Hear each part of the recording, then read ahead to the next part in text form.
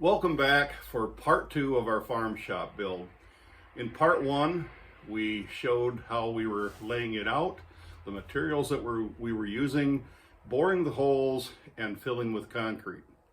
In this one, part 2, we're going to show the framing of the structure, not the roof trusses, but the structure of the building.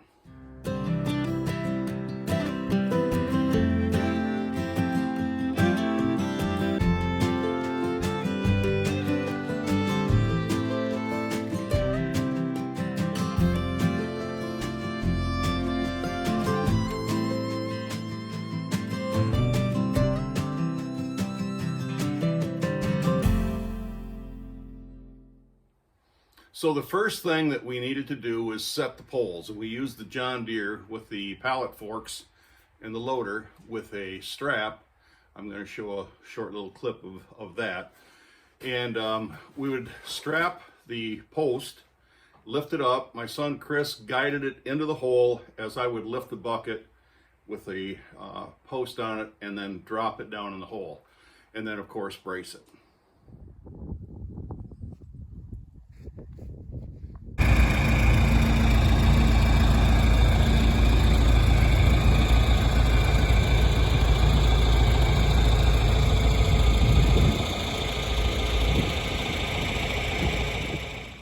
We started setting poles, my son Chris and I, and we've got the gable end done and a few of them here on this eave. Time for lunch, so kind of taking a break. The strings want to be 1.5 inches off of the post in both directions. And the reason for that is your 2x4 material is 1.5 inches wide, so that makes the building exactly 40 by 80 in this case. So that's why we run the strings nice and straight and 1.5 inches off the line. And of course brace the living daylights out of everything until until we're ready to set trusses, I guess. So we're going to go ahead and get back at setting these poles, and we're using the tractor. Makes it nice. Take a sling, a strap, wrap around the post, and then the clevis and that tine on the fork, lift it up, set it in place. It's not going to set it perfectly, but it takes all the lifting out of it for you.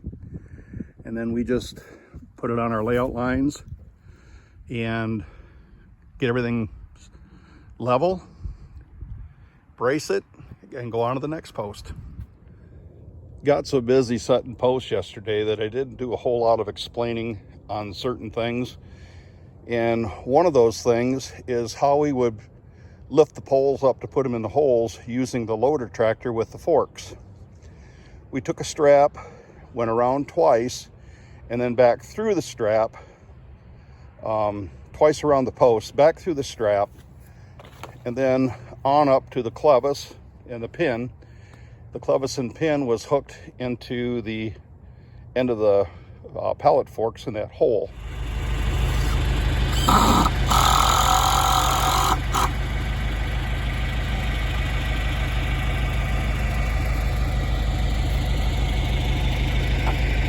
All the poles are in. Poles are in, braced up. We'll start on purlins tomorrow.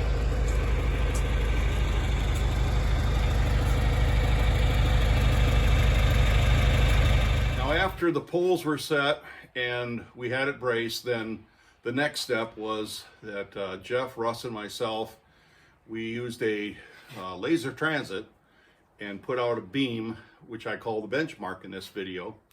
And we put out a beam of light so that would be the benchmark for height, both down to the treated sill plate, and then we could get a measurement up to the carrier.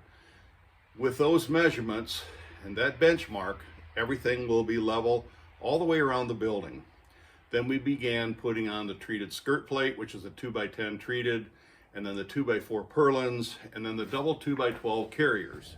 Now touching on the laminated posts that I just spoke about, first time I ever seen these used was in 1992.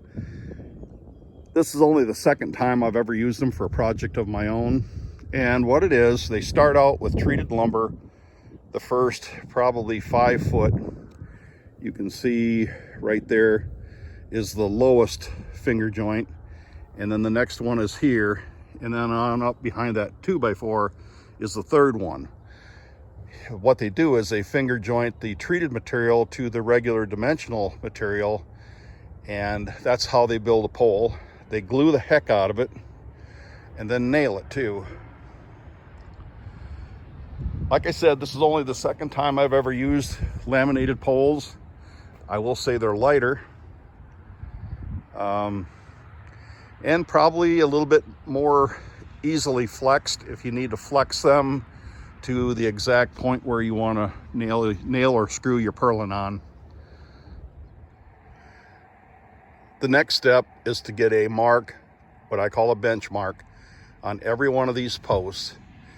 And that benchmark needs to be exactly level all the way through, from north, south, east, west.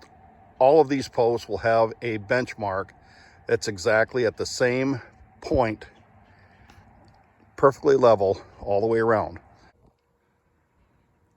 It actually shows up on the side of the post very well. And as you can see, I've already put a pencil mark there. So you can see that line right there. That is the mark that we need to put on every post for our benchmark. Now, a little bit darker like it is right now at night, in the evening, makes it easy to see. During the daytime, got this indicator, which will do the same thing. It'll start to make a noise when it gets close, like right now, and it'll put out a steady beep when you hit that line.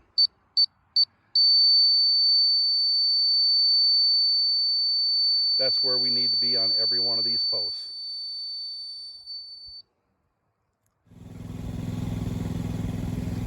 First thing we're going to do is attach these treated skirt boards to the poles. I've got a couple of them already laid out at 16 foot long. I'm going to cut them. 16 foot long will take us to that post, and then to that post, so forth and so on, right on down the line. There'll be 5 of them on this side that will be cut and fastened to the poles.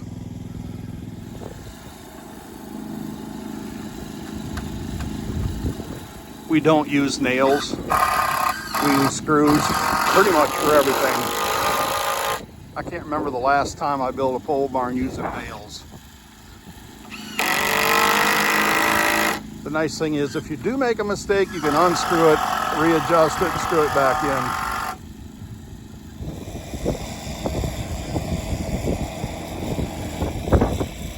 Right now, Russ and Jeff are getting the layout.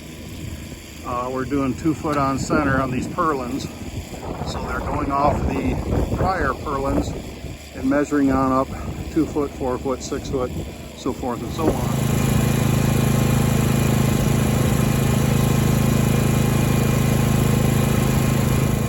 Just finished up this side with the carriers, and now the carriers are the double 2x12s up at the very top. That's what the trusses will sit on. Now we'll move over and get the other side.